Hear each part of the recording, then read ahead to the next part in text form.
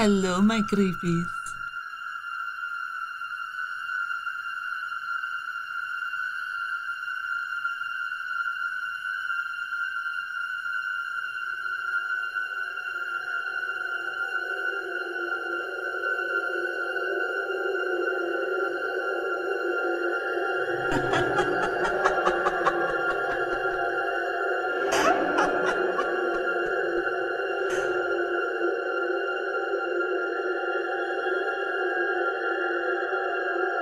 Hello, my creepies.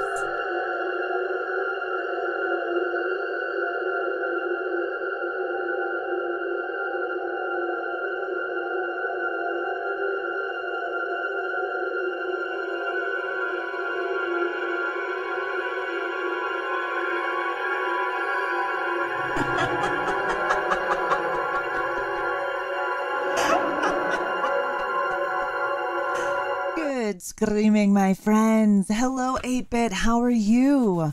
Good afternoon, everybody. I want to introduce you to Corissa from Worthy Chaos Comics. I also want to let you know that if you do exclamation point guest in the chat, it'll pull up all of Carissa's information so you can check the Kickstarter for her comic and you check the website as well as the Twitter. How is your weekend going so far, Corissa? So far so good. I worked on my scripts a little and played with Kickstarter, of course. But yeah, I haven't gone outside yet. I'm gonna assume it's nice and sunny, but I have no idea. It's sunny here and it's about 6 degrees Celsius. However, the wind is blowing and it is not nice. Yeah, I don't like cold. I live in a cold province here in Canada and it sucks. Deadwalk, thank you so much for your 21-month resub. Don't worry about resubscribing when we have our guest on. It's okay. This is what video editing is for, my friend. So if we mess up somewhere or I say something or you say something that comes out like a little weird, you know how you get tongue twisted? If you want me to edit that out, I can do that. I hope everyone's having a good weekend so far. I love your prints in the back of you there. Oh, yeah, these are my artist panels. There's Anubis fighting a fur demon, and then these are my main characters, Seraphina, who's an angel descendant, and Draven, who is a demon descendant. Oh, that's interesting. That sounds very interesting to me. And I see that kitty that you have. It's a plushie Anubis. Oh my God, is that available? It is available, yes, and he has his own little staff. These are handmade by somebody that I met at a con, and they're absolutely amazing. I love these things. Goodness. Yeah, I love plushies. I don't have these available yet. I think I probably will next one, but I have this is the fur demon that you see with his little petticoat. Oh my God, they're adorable. Aren't they? This is my zombie merman that's in issues the end of 1 and issues 2 that she fights underwater. Cute. And this is my skeleton bird, which is in issue 3 and probably later on too, because they're adorable. So yeah. Oh my God, they are great. Now, where could one get them if they want them? And you have to send me the link to that when you have it. Yes, they'll probably be available on my website, and I have another Kickstarter starting June 20th, and they'll be on there too.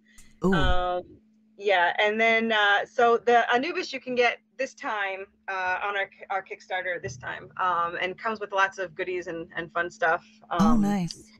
We have a lot of things on there. We have 2 different kinds of handmade statues that were made by a friend of mine. They're gorgeous. They're made out of clay. There's a tall Anubis that has a metal staff, and there is a cute angry Anubis, as we call him, which is about 8 inches, and he's my favorite. So I have one of those for me because they're adorable. Yeah. Oh, these are awesome. I love stuffies myself. I have tons. I love horror. So I've got like Jason and I've got Texas Chainsaw. I got Leatherface. I have Ghostface. I love plushies. Yeah, I love those. I have a rat too. Hold on, let me get my rat. Oh, nice. Yeah. You know what I'm doing, Deadwalk? Did you see how cute that Anubis is? Like what? Oh, hello. So this is Apollo from the prequel, and this is her little guardian that oh my Apollo God. sent her. Because not a lot of people know that Apollo is actually Lord of the Rodents, and so there's a little eye, the little sun around his eye. Yes. We have two versions. We have the laying down one. We have the sitting up one. And I love Apollo. He's in the spinoff and the prequel and all that. He does not make it for sad reasons into the redemption. But oh no. Yeah, but he's alive and well. And she has for the spinoff, which we're hoping to release hopefully next year. She has very weird pets. And we're actually have one more plushie that's going to be made, and it's our Hellhound, our leader, our Hellhound. Oh, nice. His name is Croc. And he's named that way because, for the weirdest reason, well, she was trapped in hell in the spinoff, and the Hellhounds were like, you know, keeping her prisoner for their master, whatever. And the leader doesn't, you know, he doesn't follow the boss guy because he got beat down so that the other Hellhounds would listen. Yes. So he went and licked her hand, and she said, "Are you tasting me, or do you want to be pet?" Like, yeah.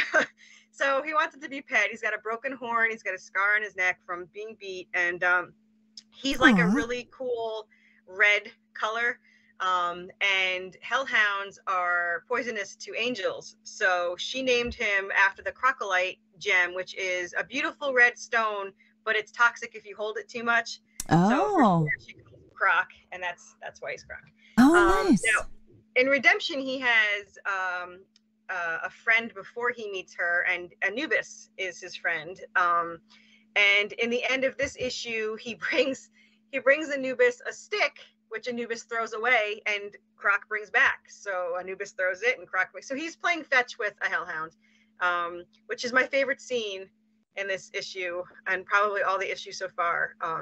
And to let everyone know before they get upset, Anubis is not bad in our story. He is being controlled by a remote control by her angelic father to do his bidding, and he will eventually get free of it, and he'll actually join our characters in series 2 against the war against heaven and hell. So he has a much bigger part. He's actually it's going to be Anubis and his army of mummies, and it's going to be Hecate and Hades and their army of the undead zombies, and it's going to be them against heaven and hell, angels and demons, and that's going to be a huge series that happens after this series. So oh, that's exciting. That's really exciting. I'm definitely going to have to get into that. I do enjoy comics. I do collect. I have quite a bit of a collecting of comics, from Elvira's comics to Cullen's comics. He was a creator, a Kickstarter that I backed about 2 years ago. Does ReAnimateHer and Dr. Herbert West comic books. Nice. So what got you into comics? What started your love for comic books, and how did you become a comic book creator? So my horror started a long time ago when I was 6. And so my love of horror started when I was hiding on the stairs, and I saw the scene in Nightmare on Elm Street with the marionette. Yes. Yeah. And I was fascinated. I thought this was the coolest thing I'd ever seen. And I was completely loved it. And my second horror movie was Cujo, which I loved until I went to the park and saw a giant Saint Bernard full of mud and growling and running around like a nut. So I left the park. But other than that, I loved horror. And my parents didn't seem to care. So I would watch everything horror when I was 6 and up. And then comics was because of my older brother. He was a weird older brother. He had a lot of friends, but for some reason he felt like dragging his little sister to all these places. And he dragged me to the comic book store, and I fell in love with Ghost Rider. Like Ghost Rider, nice. like I was so, and it was the Danny Ketch one, and I was absolutely loved it. And then when Johnny Blaze was brought in, I got some of the Johnny Blaze ones, and I just adored everything Ghost Rider. And I have all the crossovers. I have the What If. I have everything from back in the 90s for all the Ghost Riders. And but what got me into writing about it was so I fell in love with Resident Evil 2, the game, the original game. Good game. And it's a weird story how it happened. I saw the commercial where the crocodile comes out to get Leon, and I don't know why that fascinated me so much so that I had my parents, like I begged my parents to go out and get PlayStation 1 for me. I didn't even have a system. Like I used to play Atari, that's how old I am, and all that stuff, but I hadn't had a game system in forever.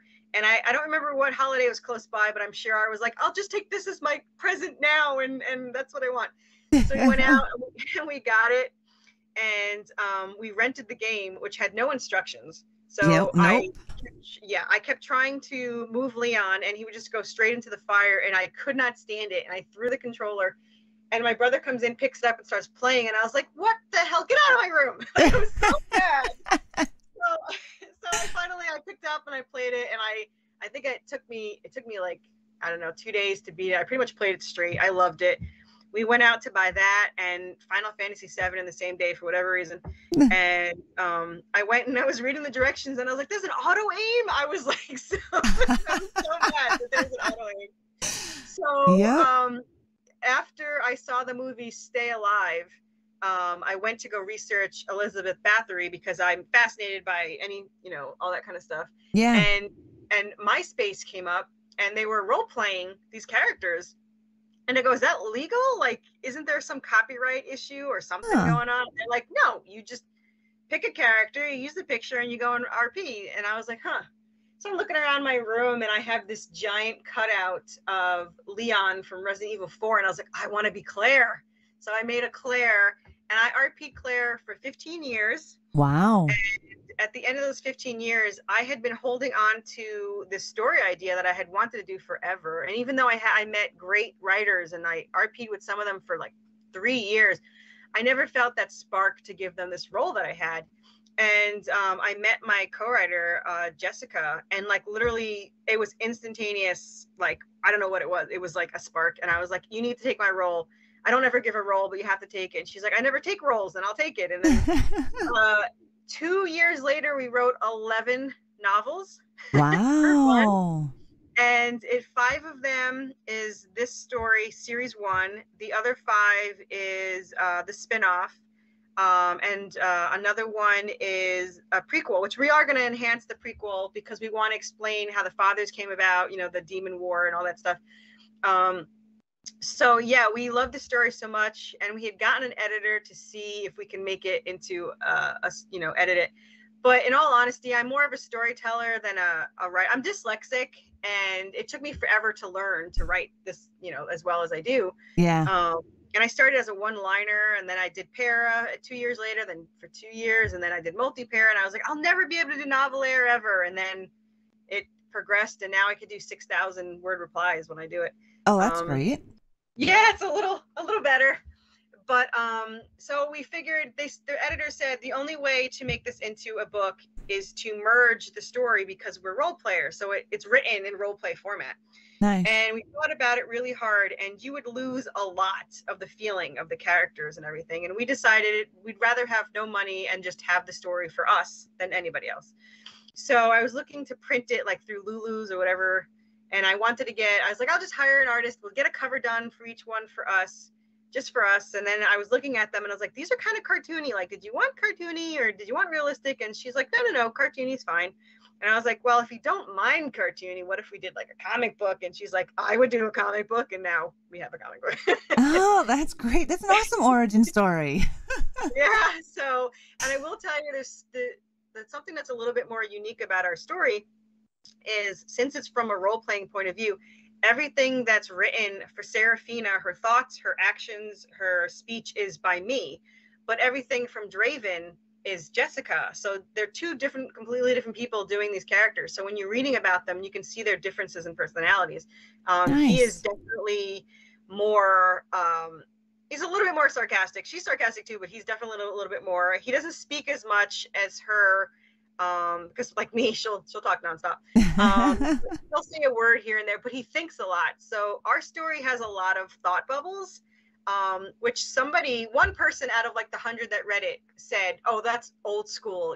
They don't do thought bubbles anymore." But we love thought bubbles because one of the best thing about novels is getting inside the characters' heads. Yep. So now you can get their feelings, especially him, because he doesn't tell her how he feels at all. And I don't think he even tells her till like book 3.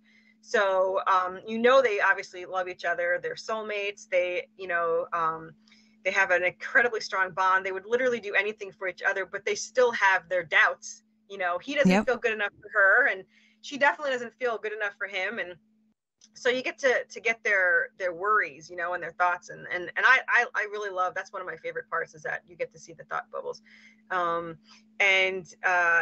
So to tell about the story, it's the shortest version of it is it's Buffy the Vampire Slayer meets Supernatural in Silent Hill in the Resident Evil world. So that's pretty much, with Evil Dead thrown in there. Nice. That's great. So it's got a lot of horror aspects. It has a lot of monsters.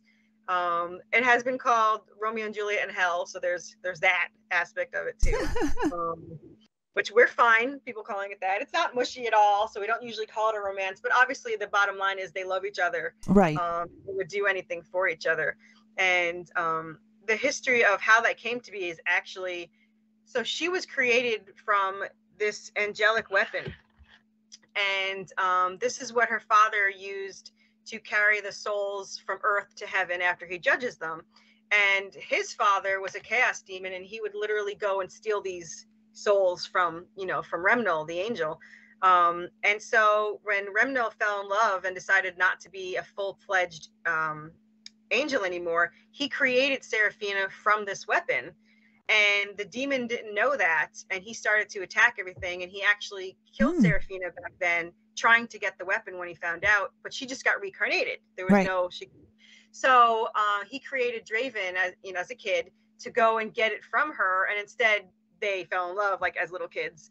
And Draven, went against his father, and they became, so throughout each life they find each other with no memory, and then they have their two fathers after them.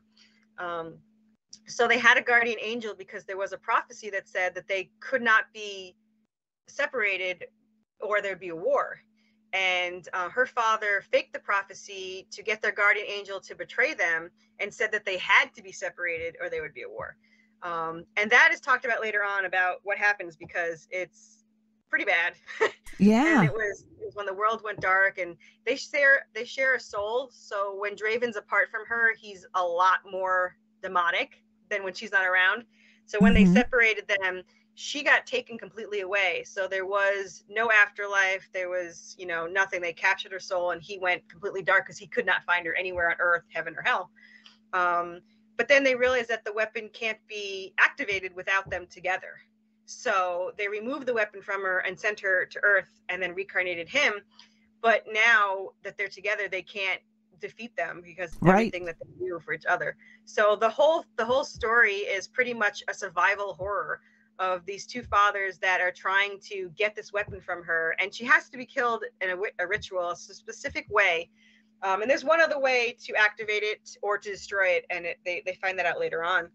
But for now, it's pretty much, them trying to protect Seraphina, which makes her feel like a burden all the time. Right. Yeah. And that's where the title actually comes from, because she's very chaotic. Her angelic blood attracts everything evil. And so Draven's obviously always she's badass too, don't get me wrong. But he does whatever he can to protect her. So she always feels like a burden to him. And he always says, "You're worth it." So to him, she's worthy chaos. And that's why we named it that. Nice. And it's great to see the bond that they go through. Instantaneous, but you see them get closer as it goes, because how the story begins is So did you read issue 1? I don't know if you read it or not. I started to. Yeah. So in the beginning of the story, there's a prequel that gets to that point. Nice. And they were planning to run away together. And before they could do that, the father, at gunpoint, made Draven leave and brought her upstairs and locked her in her room. So Draven went to go get a gun. And while that was all happening, her brother became possessed by a demon and killed her parents. And then he went after Seraphina. So to get away from him, she called Draven and told him not to come to the house. And of course, the first thing he does is go to the house, because that's what these two, they're teenagers now, but he would still do anything for her. So she crashes through the back window, critically wounded, and he goes to the front door and he calls her name. She turns around to see where he was and gets hit by a car. And the car takes her out of the city because they weren't from there, and they took her to a hospital with no ID or anything. And then he got arrested for her murder while being in the house. So for 10 years, they both thought that the other one was dead. So she was trained as a supernatural hunter and he was trained as an assassin. And then when he moved back closer to her, their souls lit up and angels and demons now knew where they were.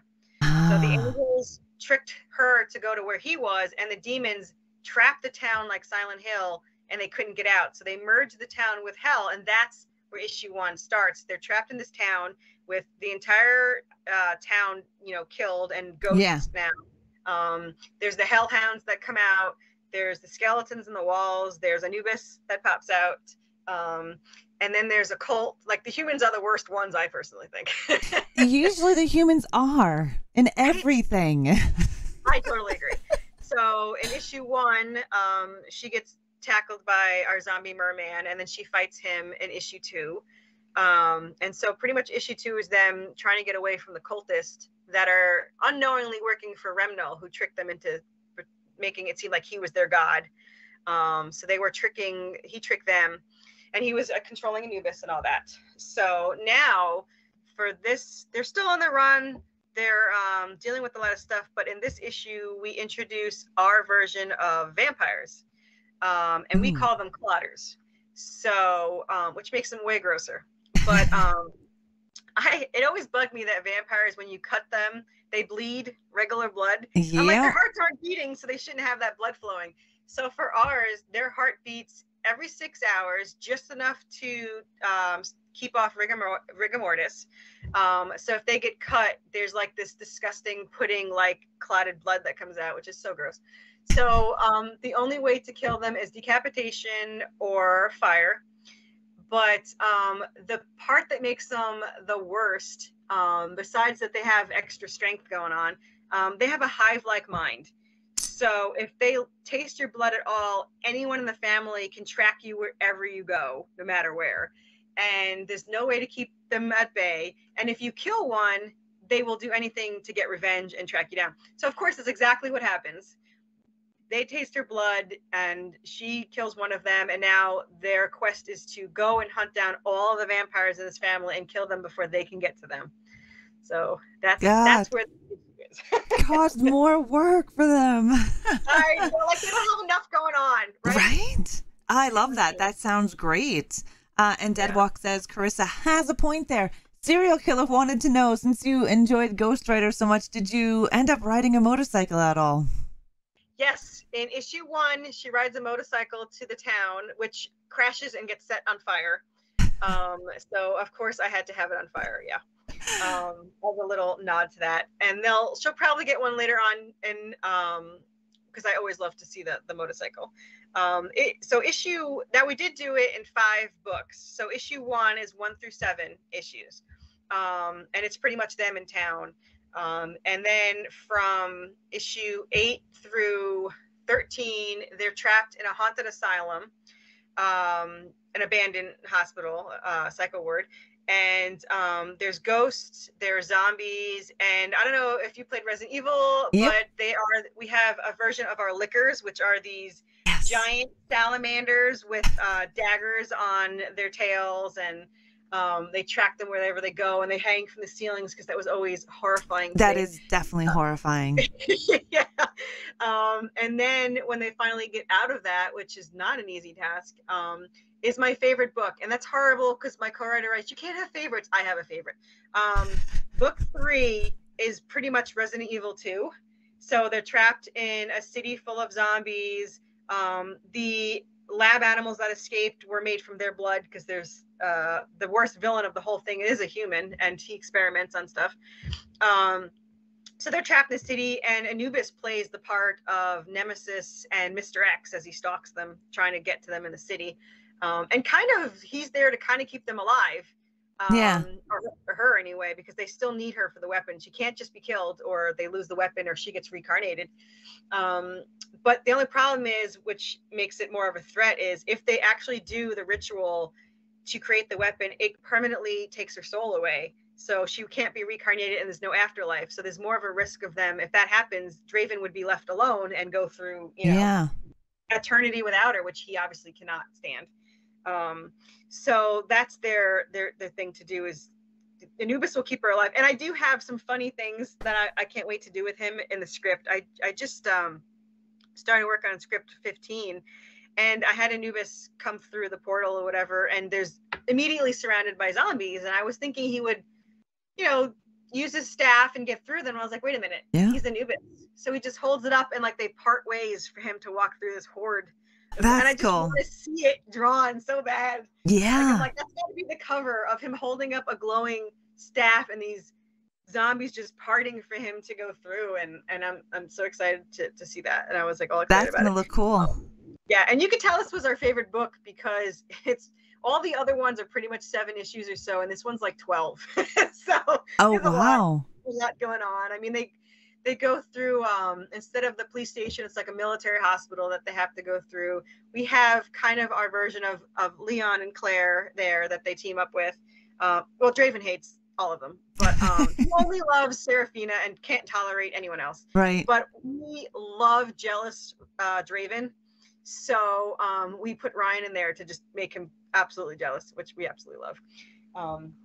That's my favorite part. No, but I can't wait to see the zombies. We do have the Resident Evil zombies, so they don't run. We do, however, have a smart zombie that is huge, and he knows, that who Seraphina is, and goes after her. And she's, of course, more terrified of a smart zombie than anything else. So I'm just excited to see. Like, my artist is really fast. Yeah. And I just want him to be faster anyway. Right? You can't wait. The anticipation's killing you. Oh, man. He comes out with 2 pages a day, and I still want him faster. Like, I need more. Come on. So. Well, we know we have vampires. We have zombies. Do you have any werewolves in there? So our werewolves actually come in later on. Book 4, they get, I don't know if you know Code Veronica, not a lot of people play that one, but so it's kind of like a Code Veronica with all these monsters loose. We have giant phoenixes, and we have giant creatures, and we do have werewolves that run around. Nice. They are more purebred werewolves where they're standing, but they're not like humans to werewolf. They're just permanently werewolves. And we do have the hellhounds running around there. We have ogres and giants on there, huge creatures, and they do travel to hell at some point. Twice actually, so they have to work their way to get out of there, which I'm excited because our Lucifer is like a blonde, gorgeous, because he's supposed to be an angel. So everyone draws him like evil, but he's actually an angel. He's blonde and good looking and all that stuff. So he's still a jerk. He's still gonna mess with their heads and everything, but he's literate and so yeah, we have a lot of that. We also have a rake, the creature, the rake. Yes. We have him there, and it's like a little revenge scenario going on because something happens with his mate, so he goes after them, and there's this whole thing. We also have I think we have a Wendigo on the island. Now in the spin-off, there's a lot more hunting going around. So we have like a cat creature that we have. We had to do zombies in the spin-off too because we're zombie people. So we have Zombie Island, which has a zoo. So like, we have like a zombie snake, and a snow leopard, a gorilla. I haven't written it in yet, but my co-writer is adamant that there'll be a zombie tortoise for whatever reason. So we're gonna have a zombie tortoise. And there's a zombie alligator who gives a hint of there being more behind the scenes because he kind of stalks them, but he knows enough to stay back. So it's Right. kind of, why is this one not like, just tackling us instead? He just slowly stalks them. So I love playing with the little aspects of just toting the line. And we call our zombies subspecies. So someone's like, that's not a zombie. So they're subspecies. I mean, vampires. Right. Subspecies of vampires. The vampires. Yeah. So we like to have just a little bit. It's like a mix of realistic, but obviously not. Yeah. Like. And I don't know if a lot of people know the myths of vampires, but they weren't originally burned by the sun or anything. They just were shadow creatures. But they don't get burned. So ours don't get burned. So you have to be careful. They don't just hide out at night. There's tons of vampire lore, though. I mean, the first original one that I heard of was with the Greek gods, Zeus and Apollo. And so there's tons of... There's werewolf, too, was Greek. They made him into a werewolf. They transformed him into a werewolf. I was just watching that video like a couple weeks ago, and I was like fascinated. I was like, "This is awesome!" I love seeing and hearing all the the different lore. Yeah, like I love studying the lore of it, and it just fascinates me. Like all the angels and demons in our story, their past and their duties and everything are from scripture and from myths and lore.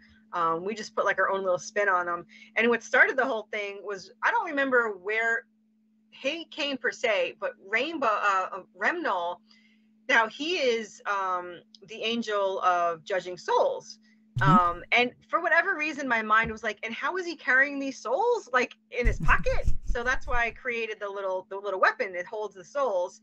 And apparently that's spun out of control, and now we have 11 novels. But, and we're still writing. Like, we write every day. I wrote a chapter.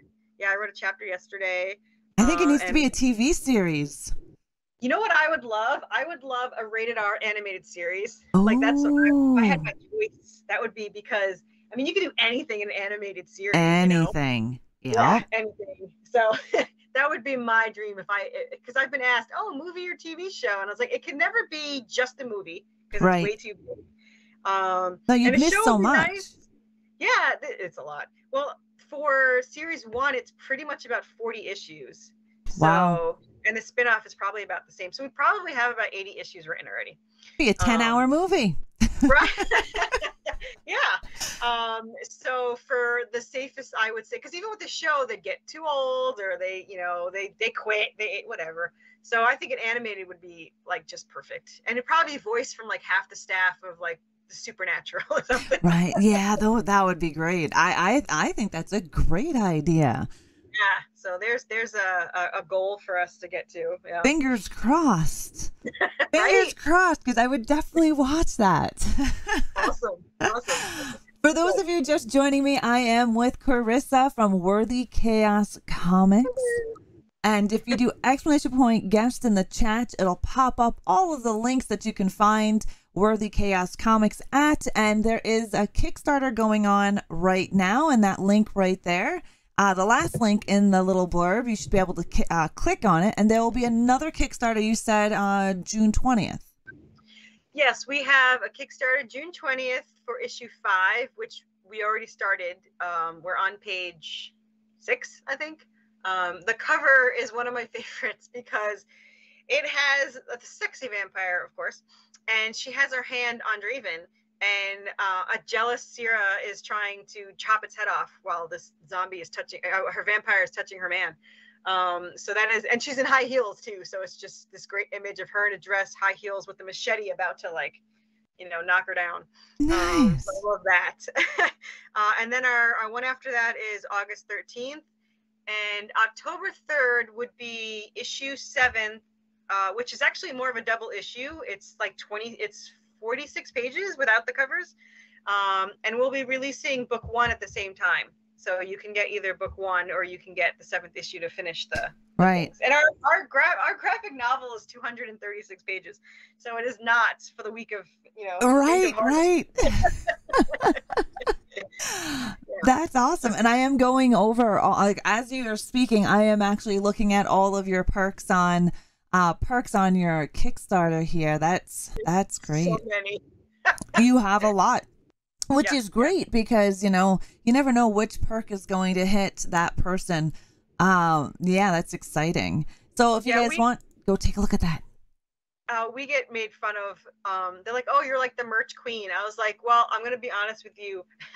I buy everything I want, and by offering, it's tax deductible." So exactly, it's all business related, right? So, so what if you have to buy all of these? It's a tax credit. It's the best hobby ever, you know, because I absolutely could buy anything and be like, oh, tax deductible. Like my husband can't complain. I can't, no one can say anything. So yeah. Exactly. There's the excuse. I got to buy it. I need it for business. Yeah, it's obviously a business expense. And it was going over with my accountant. And she's like, so what are these? And I was like, can I just put them under other expenses? She's like, yeah. I was like, done. So see the materials. And I have like a lot of different, I have these pillows. This one's mine because he's a 3 foot cute wow. who I absolutely adore. And I have 2 of them here. I have the fighting Anubis too. That's from the banner. So these things are huge and they're super soft too. Nice. And then I have the small ones that are all the way over there. And then I have little tiny ones. These little tiny pillow ones. Those are adorable. Right? Aren't those adorable? So I absolutely love those. And I did want to tell anybody, because I know that shipping to Canada is a lot, but I will say that our PDFs, we have $5 PDFs, and if you buy the bundle, it's $15 for all 4. But when you buy any of the PDFs from my story, it comes with both the black and white and the color version. And not only that is we hit our first stretch goal. So not only do you get the PDFs from my story, you also get 16 other #1 stories. Oh, wow. And they're all in the horror genre. I think 2 might be more anime, but 16 of them. So for $15, you pretty much will get 8 PDFs for mine plus a 16. So you're pretty much getting 24 PDFs for $15. Wow. Yeah, that's good. And if you just want to try it out, we have the PDF for issue 1 there too, and you can also we have all the PDF add-ons if you want 1 or 2 and all that stuff. We also have an add-on that our song. We had a song written and performed and sung for just our 2 characters. The lyrics are based on them as angels and demons. And if you listen to the video, the intro video, it's a sped up version to make your heart attack, because it gives me a heart attack, but it's like a sped up version of the music that's actually in our song. And it's a regular full length song, if not longer. And for $5, you get both the instrumental version and the vocal version.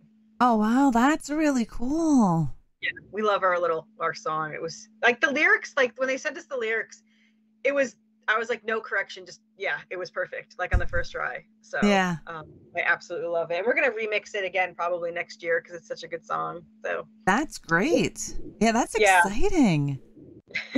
I'm definitely very interested to see where this all goes for you guys. Me too. Are you doing any conventions this year or next year?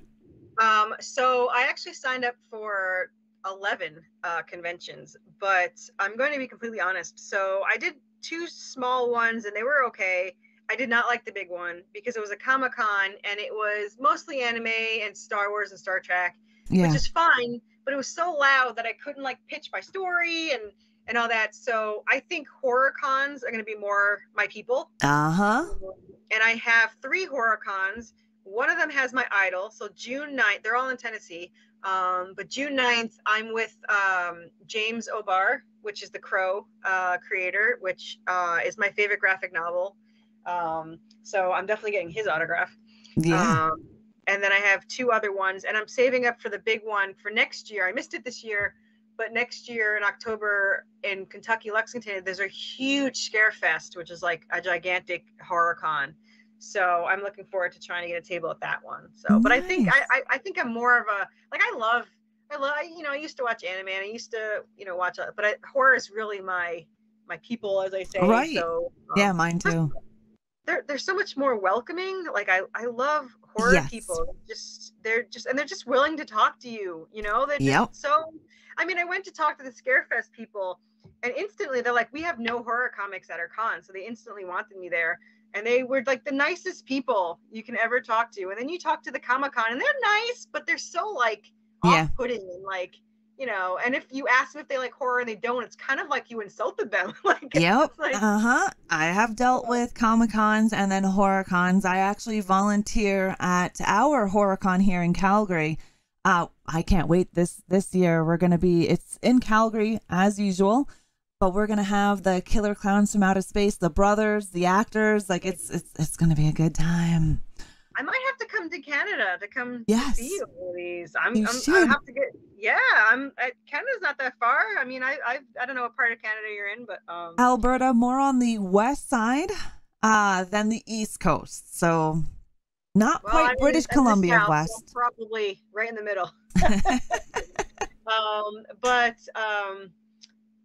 What was I just gonna? I was just gonna. So I did want to tell people, if there is any comic people out there. Do you know Lady Death Universe? Yes, I know. Yep.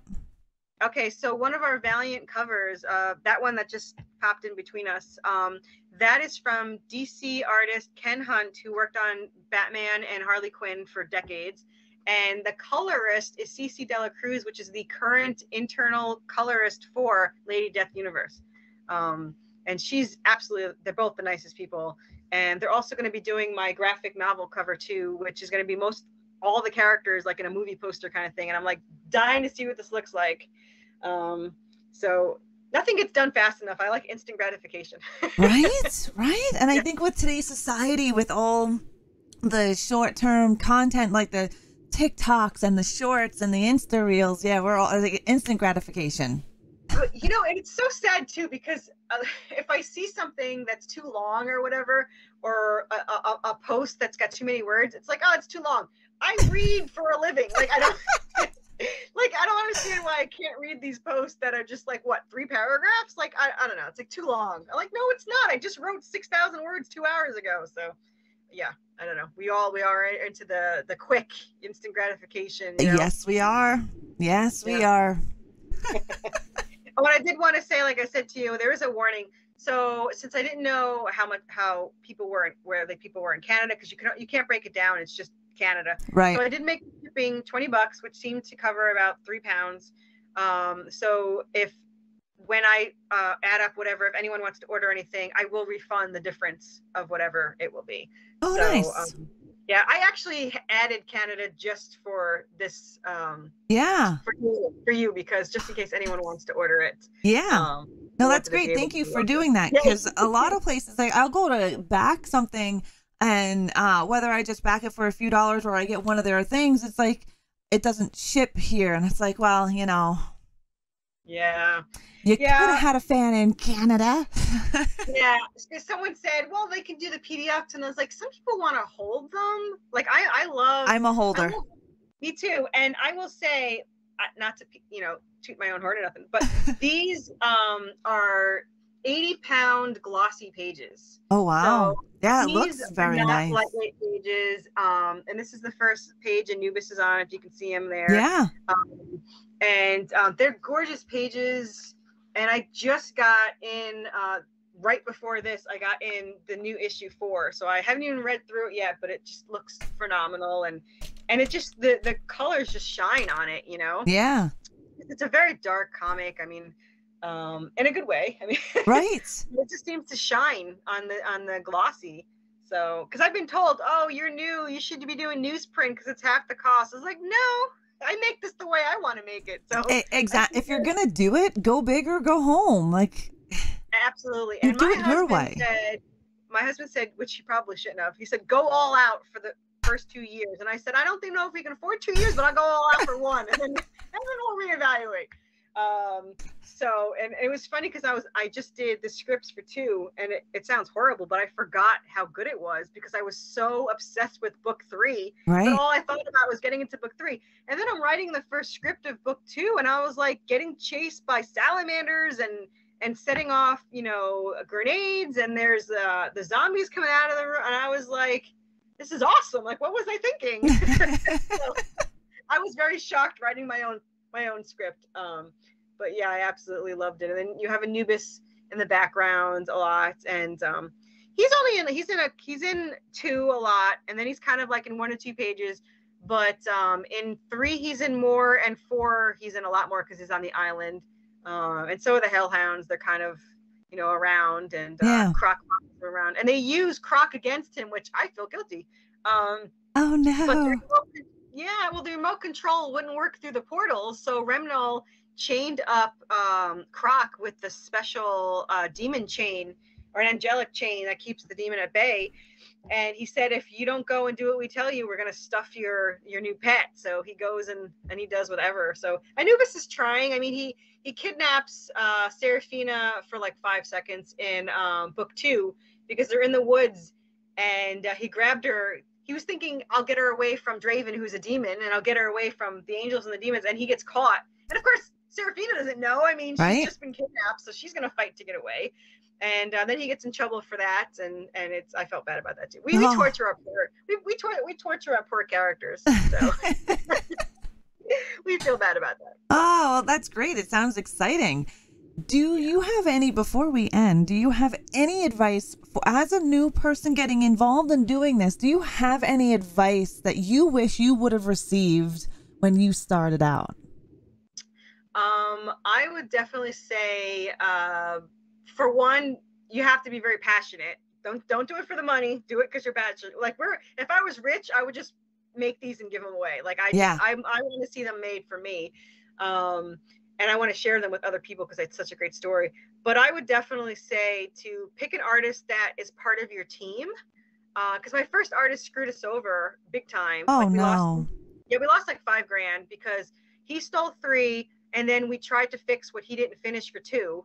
And then I produced it and I released it, and I was not happy with it. And everyone said, don't worry about it. Just get a new artist and continue. And I did. I found my artist, and I did 2 and 3. And I was like, nope, I need you to do 1. I want my characters to look the way I want them to look. And I want them to be unified. So we pretty much threw away $5,000 just to make them look good and the way we wanted.